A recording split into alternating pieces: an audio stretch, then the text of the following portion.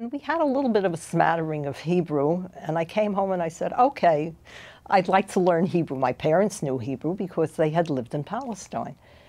So I went to Talmud Torah, and then I remember I took Hebrew in high school, I took Hebrew in college, and I remember coming home in 1949, the spring of 1949, and I said, you know, very interesting.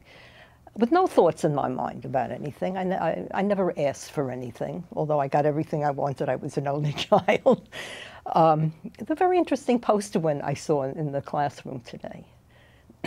There is a group of young people going to Israel to study at Hebrew University. So my father looked at my mother looked at my father, and they both nodded, and they both said to me, would you like to go? I nearly fell off my chair. And I went. I came home with a field certificate of over 190 field hours, plus all my studies with the professors of Hebrew University. Of course, you couldn't get to Hebrew University in those days. It was in Arab hands. And so in the gymnasia where we lived in Rehavia, and that was right across the street also from the Sochnut, the Jewish agency, we had a classroom.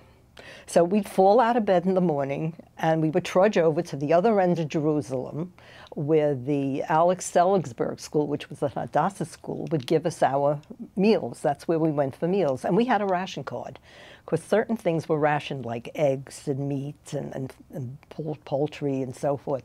And they would punch the ration card, then we would trudge back. The lazy heads never went to meals. They just fell out of bed into the big lecture hall in the school. And then we went on Tiyulim, on hikes and various other things by bus. And the professors from the Hebrew University came with us. And each one would talk to us about their specialty in the area we were at the time. And then after a while, the buses would stop and they would change buses. So by the end of whatever trip we were taking, we had a full understanding of what was going on. And I remember one professor saying, you're wondering how so-and-so in the Bible could get from here to there to there. He says, they're only about 10 feet apart.